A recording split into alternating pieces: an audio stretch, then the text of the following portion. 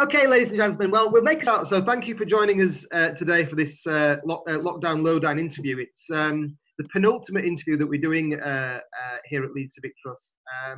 And today I'm delighted to say that we're joined by Stuart Andrew MP, who of course is the MP for the Pudsey constituency within Leeds.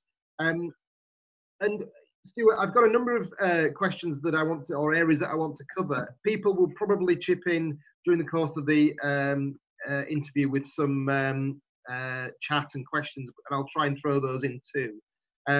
But I suppose the first thing I should ask you to do is just to say a little bit about kind of what your current role is within government, because you do have a government role. It's got, I think, quite a fancy title from what I remember, a bit like Rachel Reeves' title, Shadow Chancellor of the Duchy of Lancaster, I think hers is, she was telling us.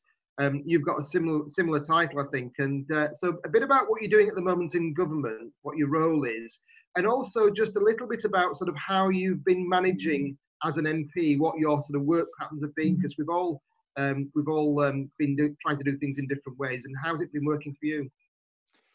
Right, well, thank you. Look, it's a pleasure to be here. I'm sorry again that the camera isn't working. So yeah, my role within government, I am the Deputy Chief Whip, and with that comes, as you say, quite a fancy title. I'm also the Treasurer of Her Majesty's Household. I wish that meant that I had access to the bank account, but it doesn't, sadly. But my job really is I sort of manage on a day-to-day basis this sort of team of whips within the government whips department, and have oversight about how we work with colleagues throughout government and on sort of coordinating policy, making sure that we get the parliamentary time right for introducing legislation, and it really sort of engaging with members of parliament from across the whole of the parliamentary party, and feeding those views into government ministers. And then my sort of royal bit is really just a sort of fancy title. There are three of us who are members of the household. We have to do sort of ceremonial things when we have the state opening of Parliament. Previous to that, I was the Vice Chamberlain of the household, and that meant that they have this unique custom when we have the state opening of Parliament, when Her Majesty the Queen leaves Buckingham Palace. I'm deposited in the palace as some sort of hostage to ensure that the monarch returns safely from Parliament. I'm pleased to say that they released me on her safe return. In terms of being the parliamentary, being the member of Parliament for the constituency in the current situation, I have to say it has. I mean, I thought it was tough during Brexit. This has been particularly challenging. Because, of course, it's thrown up so many questions from constituents on a whole range of issues. So things like access to the furlough scheme, what support is there for small businesses, health issues, education issues. So it has been phenomenally busy. I'm really lucky with the team I have who support me.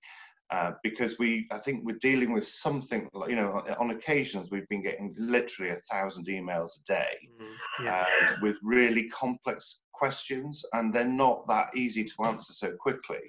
And of course, because government is so busy, trying to get answers from the department has not been as swift as it normally is. So I would say it has been probably one of the most challenging times I've faced as an MP in the 10 years that I've been holding this position.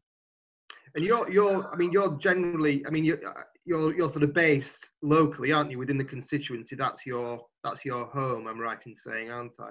That's right. Yeah, I mean, I live in Guiseley, so I sort of, this is my home and my town, and was before I got elected. So obviously I know lots of people, and so if you try and go shopping for a loaf of bread, it can take you an hour sometimes to get around the shop. So you can, and that's good. I want people to approach me. I want people to give me their thoughts and their ideas, because that's what you really need to hear from, literally how this is affecting people. And I am under no illusion that it has been incredibly challenging for a lot of people. I mean, your role now, I guess, as deputy whip, it is a sort of parliament-based role, isn't it? I mean, if you're a minister, you know, you to an extent, you can be out and about, you know, doing visits, maybe, you know, able to spend a bit more time. But you are in your constituency, but you are kind of, you know, locked into the parliamentary cycle, I guess, and being in the building. How has that worked though, with you know, with lockdown and the fact that, you know, Parliament wasn't properly functioning, and then the Zoom sort of facility was launched, and then the slightly farcical scenes we saw a couple of weeks ago of MPs queuing around the block to vote. So how has that side of things worked? Have you been spending a lot of time in London? Have you been doing things remotely? Yes, so I mean, because of my position, I've had to be in Parliament every week, even during the lockdown. Right. And so it has been a bit strange, because usually we're used to a very crammed chamber at Prime Minister's Questions, for example, and that didn't happen. We had, in lockdown, very few members of Parliament were actually in Parliament. Most of them were participating virtually. And it was a strange experience, I have to say. There was one moment where I was literally the only MP sat in the chamber, and we were just literally watching the television screens with various contributions from MPs from around the country. Now that we're sort of trying to relax that a bit and get Parliament back up and running in a sort of more usual fashion, it's starting to feel a bit like it normally does, but there are still, of course, huge limitations on what we can do. So there are, you know, in order to ensure that we adhere to the 2-metre rule, there's only room for 50 MPs in the chamber. Yeah. And so managing how people, you know, get into the chamber and ensuring that the whole system is safe has been quite a challenge. But also, as you've pointed out, you know, how we vote has been an issue that we've had to tackle. And, you know, at first, I'll be frank, it was chaotic. It's flowing a lot more now. It is improving. But, you know, I think one of the advantages, and all MPs will say this from all parties, one of the advantages of actually being in Parliament is that it's not just the activity that happens within the chamber. It is that interaction you can have with government ministers to make the points that you need to make on behalf of your constituents. It's also about the various meetings, you know, all party groups, which are an incredibly important part of what we do, because they're highlighting or focusing on specific issues. They're not able to meet in the same way. So it really has been a bit of a challenge. I think we're making the most of it. I think it's working okay. But you know, as we go further down the line, it will be interesting to see how Parliament can further develop and we can get back to some sort of normality. Yes, it's an interesting situation, and I suppose just moving into some of the questions I wanted to ask that were more to do with Leeds and the future of the city, if you like, post-COVID. Maybe I could start by just asking, kind of, as a constituency MP, how do you feel the city as a whole has coped with the crisis? I mean, you'll talk to other MPs who will talk about their experiences elsewhere in the country. How do you think Leeds has actually fared over the last 3 months, and, you know, sort of as we gradually ease out of lockdown, how do you think things have gone? So I think, given the scale of the challenge, I think it's done remarkably well.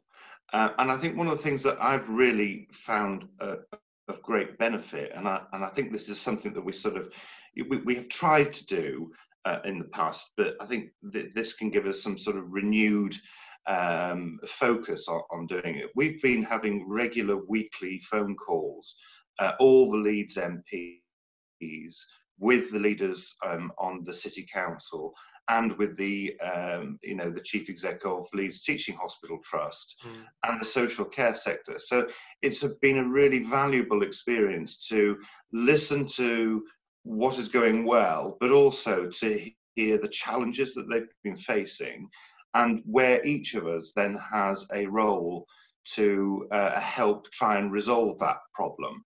So, we had that issue with PPE, for example. Yeah. A number of us were able to go to ministers and say, come on, we've got to get this sorted out and quick.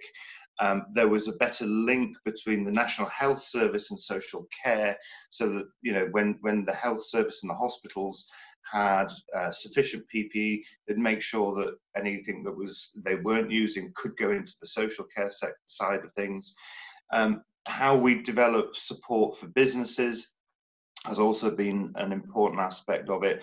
So I actually think that joint working, and dare I say, putting party politics to one side for a bit, has been really helpful, actually, because it does mean that we have been able to approach it in quite a professional approach, but also looking at the issues and trying to deal with them head on. I'm not saying that everything was perfect. Of course it wasn't. This is an unprecedented thing, but that has been particularly valuable. And also because each MP has been able to, I think each MP has been able to sort of give their feedback from their own communities. And of course, as we know, Leeds is a very diverse city, lots of different communities facing different challenges. And that has been a particularly effective part of what we've been doing in those weekly meetings. Do you think Tom Reardon's joining the national effort is a reflection on the way that Leeds has coped with this crisis? I really do. I really do, because I think that's Tom is the chief executive of the council, for those that aren't aware. Yes. So Tom, this is exactly right. Tom was already being, very much involved in the national work. He was heavily involved with the sort of local government approach to this on a national basis. And I think it is a credit to the city, and a credit to him particularly, that he was drafted in by government to take on that national role. Because, that's the whole point, I think, with these things, is where things are working well in an area, well, let's try and reflect that right across the country, and he can bring that sort of expertise. So I think it was a good move for him, and also for our city. Now, of course, what we've seen over the last few months from national government is not a blank check, but certainly the need to spend money to support people businesses that aren't able to function, to provide to boost the health service. We know the scope and scale of calls on money that this crisis has engendered, and I think we're seeing periodic reports about what impact that is having on the public finances. But of course, going back to the local situation, again, our own council in Leeds has had to spend money almost in a reactive way. It's also not getting income in the way that it would usually get. Sports centres are closed, etc. And I think it was reported a couple of days ago that at the moment in year, the council is looking at something like a 200 million overspend. Now, there's been some support from government earlier in the process to shore up local authorities who've had to spend money. But this is a large sum, isn't it? So will there be further support for local authorities, and particularly for Leeds, to get it back on an even keel? So you're absolutely right. I mean, this has been unprecedented. And when you look at some of the figures that are being released even today, the borrowing figures for government are eye-watering. It is really quite scary, I suppose. And of course, there's been an impact on the local authority. And I know that something like 44 million, I think, has been given. But we're going to have to address that, because the city council, in fairness, has had to step in, and as you say, has not had the usual income that it would enjoy.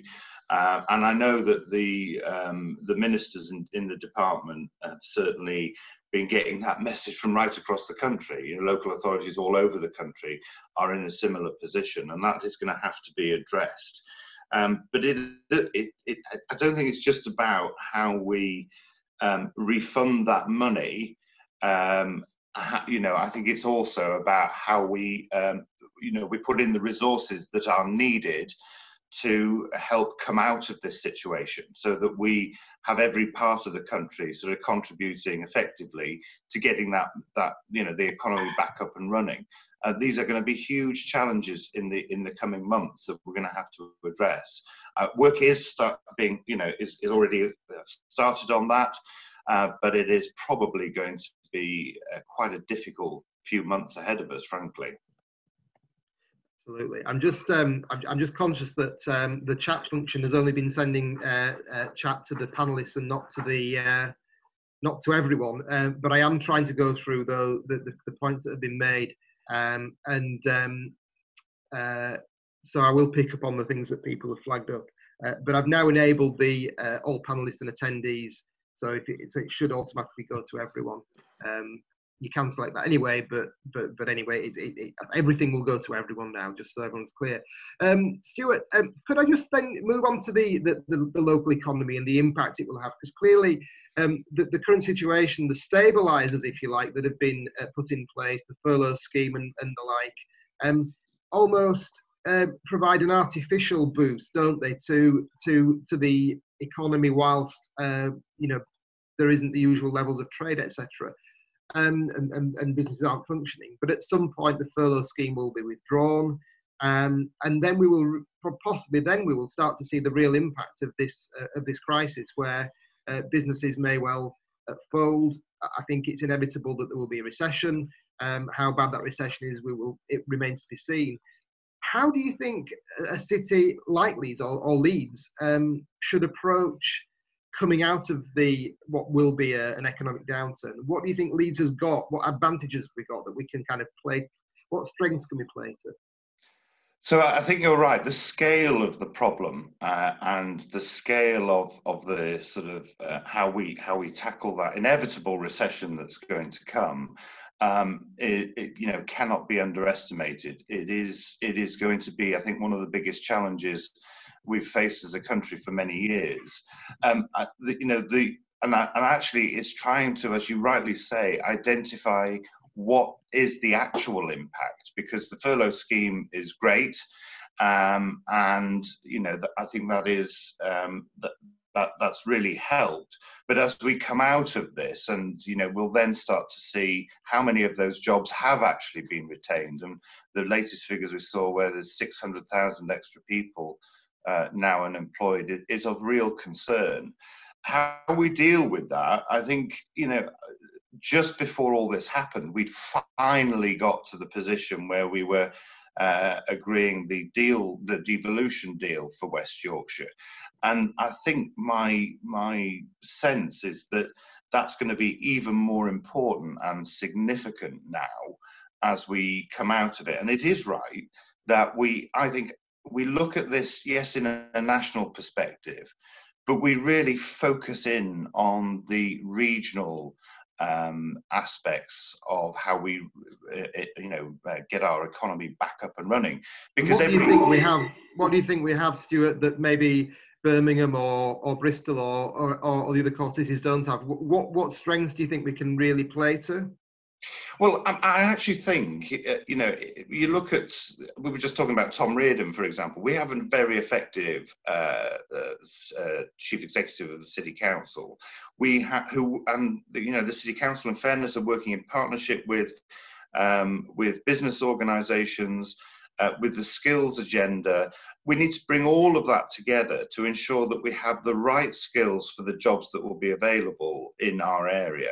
We also have, the city, I think one of the things that we sometimes are maybe not as good at doing is actually advertising how successful our city has been. I do get a bit sick and tired sometimes when I'm in London, when I meet people and they say, oh, I went to Leeds. It's actually quite an exciting city, isn't it? It's sort of so frustrating that it doesn't quite get the sort of kudos that I think it really deserves.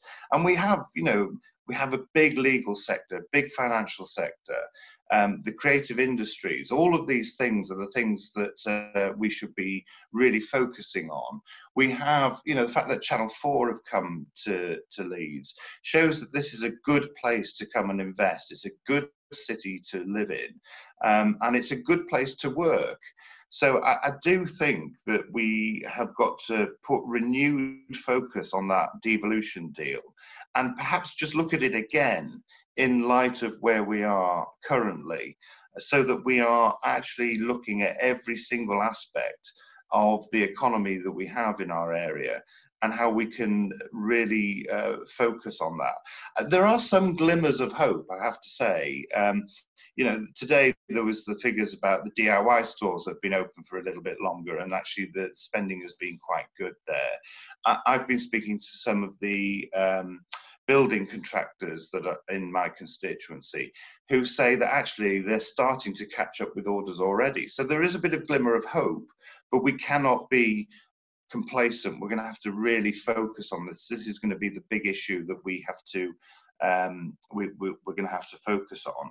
And if we can do that on a regional basis, so rather than sort of Leeds or Bradford or Wakefield looking at this in isolation, let's come together and really focus on it, because the reality is that, you know, not everybody who lives in Leeds works in Leeds, and likewise with the other cities and areas around West Yorkshire. You mentioned the elected mayor that we're going to have, almost certainly going to have for West Yorkshire next year. We were talking within the Civic Trust the other day about what our priorities should be for transport, for example, and I think we're going to be putting together an agenda almost that we'll be presenting to the mayoral candidates when they're announced. So we will have this elected mayor. Are you planning to stand, Stuart? Are you going to put yourself forward for that?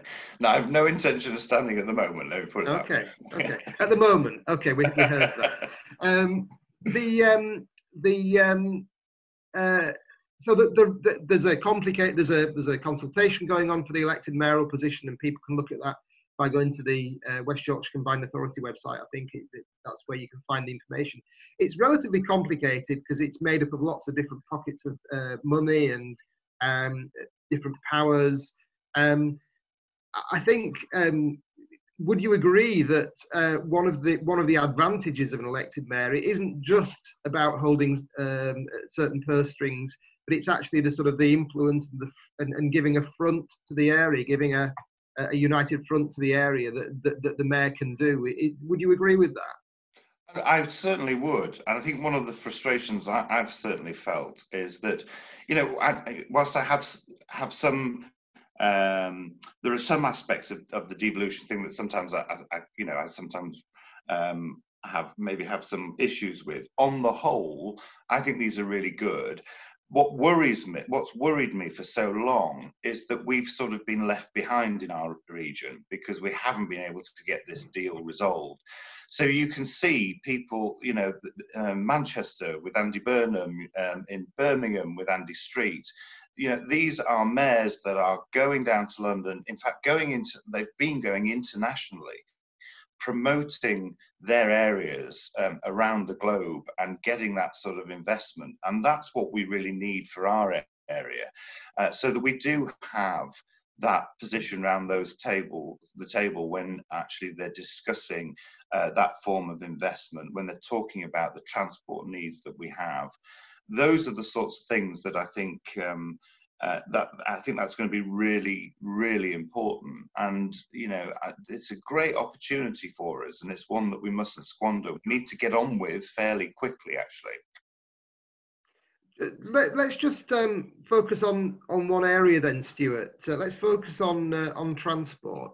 First of all, a quick question on Leeds Bradford Airport, because this is something that is very much in the news at the moment. There's a planning application into refurbish and extend the facilities there. This is really to support the expansion of the airport, which it's entitled to do through national policy. Do you support this planning application? I know a number of MPs are objecting to it. So really conscious that obviously in my constituency, there's a lot of people who actually work at the airport. So it's a big employer for many people who live in my patch. And as you rightly say, this is to accommodate stuff that's already been agreed. So I think there's been a bit of confusion that this will be, allowing even more flights. That's already been done, frankly. So if those are going to happen, how do we ensure that people are, have an easy experience using the airport? And I think we can all admit that actually sometimes, if flights are delayed or whatever, that terminal just gets so congested. Sometimes it's not particularly pleasant. And so updating those facilities is a good thing. But there are areas of concern for me. And the three of those are making sure that the aircraft that is being used is the most efficient aircraft that we have, because I think we've got the climate emergency to deal with. I also think it's important that we ensure that there are limitations. What flight slots are going to be actually filled, and I'd certainly have objections to any increase in night flights, and I've had reassurances that isn't going to be the case. And also it's about how we get people to the airport. I remember when I was on the City Council when this was being discussed years ago, and the airport trying to present that I think it was something like 25% of people get to the airport by public transport. But when you dig down, you could see that the biggest part of that percentage was by taxis. That's not an environmentally sustainable way of getting people to the airport. It's why I've been banging on for years about getting a rail link up there, because I think that is something that's going to be critical if we're going to make this sustainable. So I think we have to, as I say, the flights have already been agreed.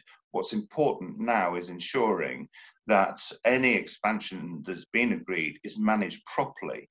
It tackles the issues of climate change, but also ensures that we have a sustainable way of getting up there. I mean, I think some people would say, and even people at the airport might say that one outcome of this crisis is, an outcome that we can already see is that the airline industry is on its knees.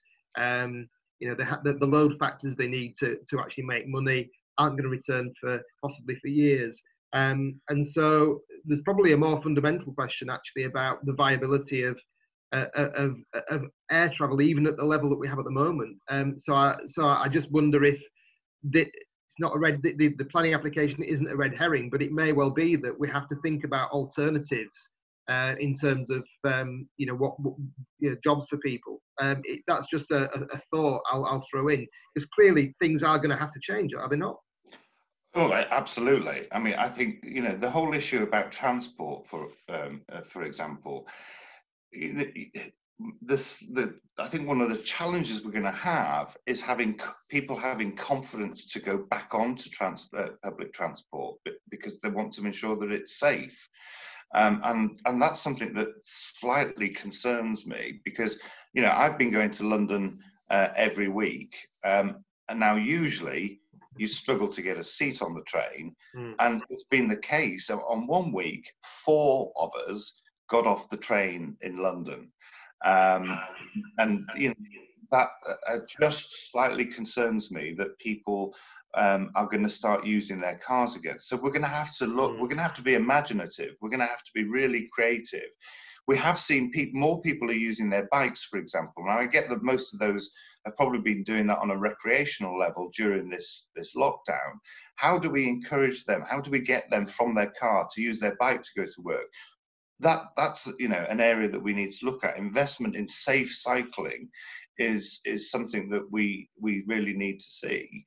So that's all well and good, but there is still a massive road building program, is there not?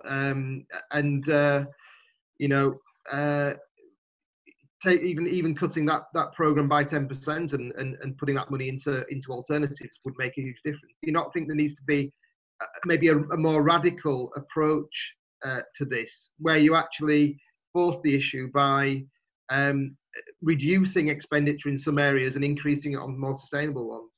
Well, I'm all for that.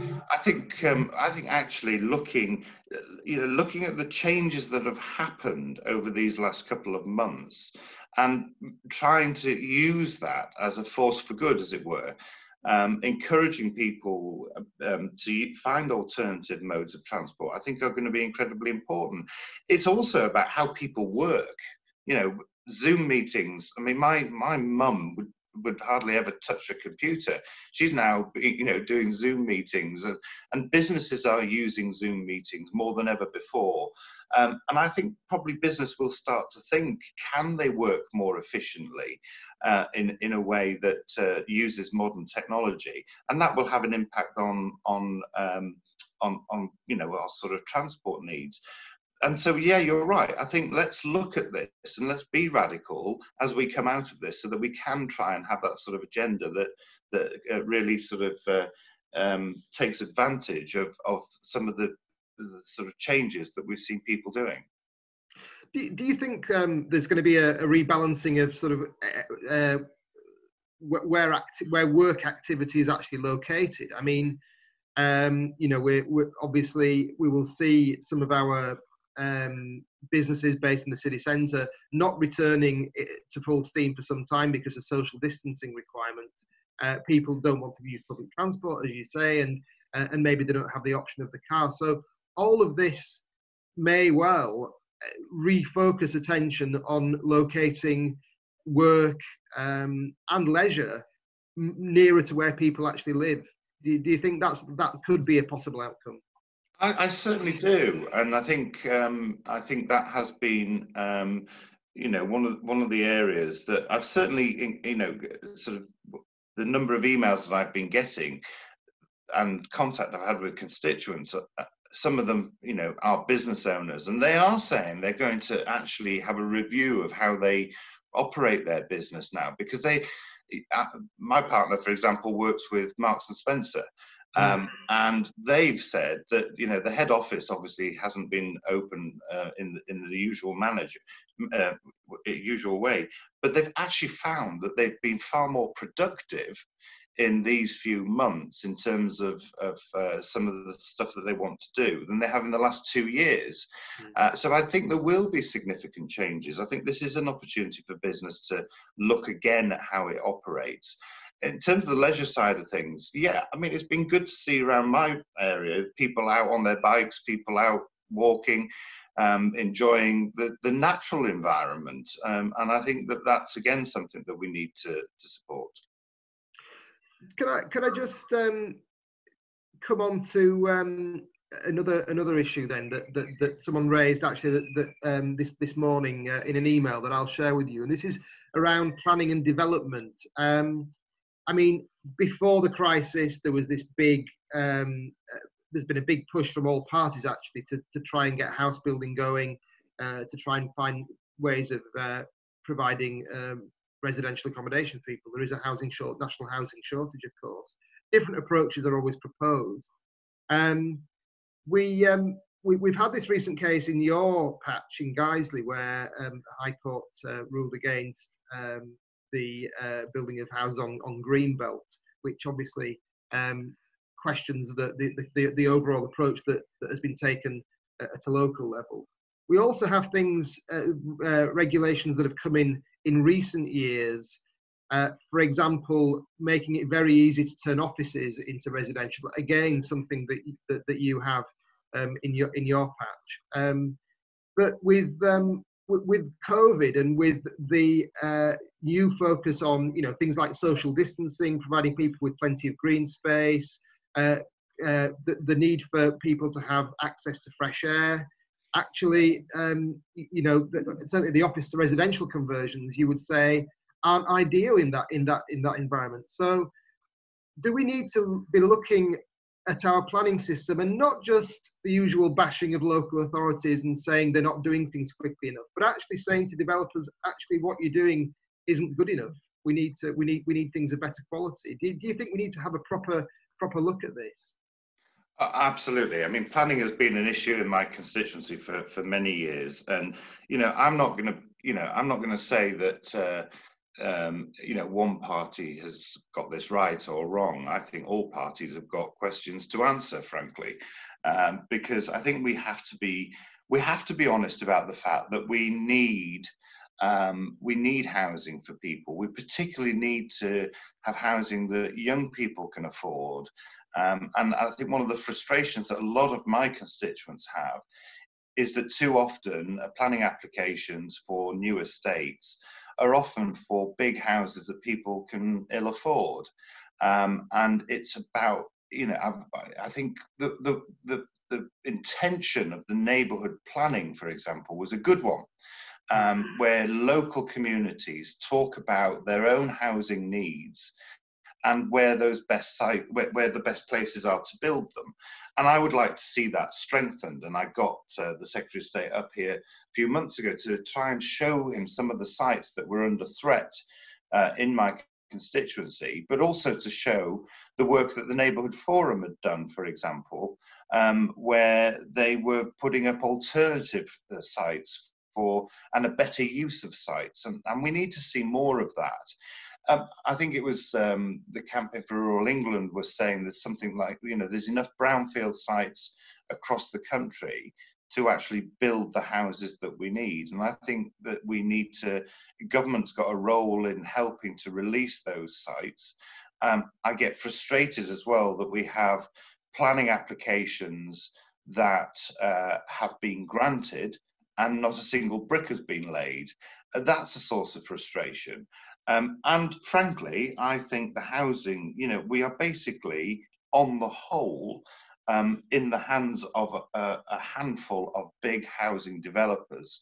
And personally, I'd like to see more opportunities for the smaller house builders, so that they can build those houses. In terms of office blocks, look, if they're going to lie empty, then I would rather that was converted into housing, rather than just lying empty there. But that is, when we do that, that's why our green belt is so important, because that is the outside space that many people will then enjoy, and preserving that is incredibly important. And I think, I have to say, I have to give a lot of praise to the Ayrburn Neighbourhood Forum for the huge risk they took in taking that case to court. I'm under no illusions of the personal liability that many of them that they faced, and I hope that we can now learn from that, and let's look at going forward and ensuring that we do protect those important spaces. We're sensible about not building on places that are usual natural floodplains, and that we start to properly allow and give power to local communities. And I don't just mean to the city council, because as I said right at the beginning, this is a diverse city. Each community is very different. My whole constituency is made up of individual towns and communities that are very different. And we need to give those powers down. I've been arguing this with ministers for years, that give those proper powers down to those local communities, and really beef up the neighbourhood planning forums, because I think they can really contribute very positively to the endeavour of getting the housing that we need. I think that's all. I think that is. I think what you've just said, that last bit there, is probably music to many people's ears, giving local residents powers that do already exist through the neighbourhood planning, but maybe people haven't fully appreciated. Of course, we then hear rumours from national government that actually there may be a different direction being looked at, which would be to create areas where actually there wouldn't be democratic oversight at all. Zoning, where you would appoint a panel, they would do the planning commission, there wouldn't be the usual input from elected members at a local level. I mean, I take it from what you're saying that what you've just said, that you wouldn't really support that approach. So, I mean, I think it all depends. So one of the issues we've got is, when you look at this on a national basis, there are some authorities that are actively working to have good sustainable development. there are some areas that are just refusing to develop a local plan. And so we have a real issue in some of those. Now, that isn't the case in Leeds, as we know, because they've been developing their plan. Whether we agree with that or not, the outcome they come is not the issue that I'm trying to raise here. But there are some councils, particularly down in the southeast, that are just refusing to get on with their local plan, and so the house building is almost coming to a halt in some of those areas. And so I can understand why in a situation like that, you may need a different approach. But of course, it's speculation.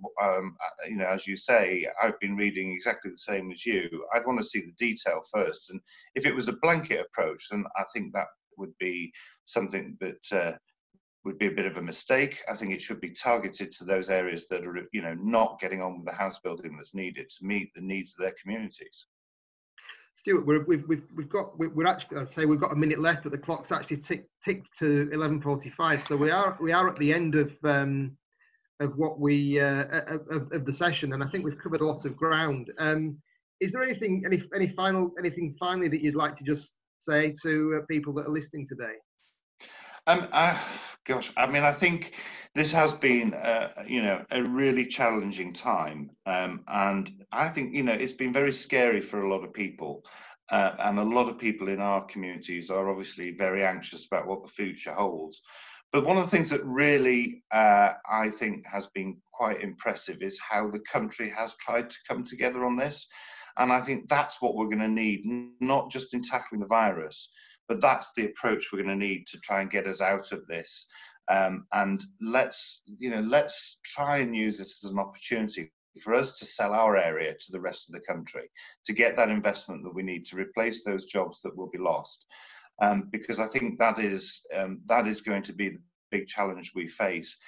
This is going to be, we've had a couple of months of lockdown. I think this is going to be quite a few months, maybe a year or two, even more maybe, of some serious hard work to try and replenish the public finances, but also to give confidence back to business, to get back up and running and create the jobs that we need for the people in this country. Stuart, I'm grateful for your time, and I'm grateful for everyone listening in today. I think we've covered a lot of ground. I think that there is certainly going to be it's going to be an interesting couple of years, and it may well be that we invite you back at some point in the next year or two to reflect on some of the answers that you've given today, to see how things actually turn out. But thank you very much, Stuart, and thank you everyone. I hope you have a good weekend. And just before we finish, just to say our final Lockdown Lowdown conversation is actually on Monday 11 o'clock with Andrew Cooper, who is the Chief Executive of Leeds Bid. We're talking about the city centre in particular, how that recovers from the current situation, how the overall picture is for businesses who operate in the city centre. That's 11 o'clock on Monday. If you'd like to join us then, please go on Eventbrite and book on for that session. But thank you, Stuart. Thank you, everyone, and have a good afternoon. Thank you.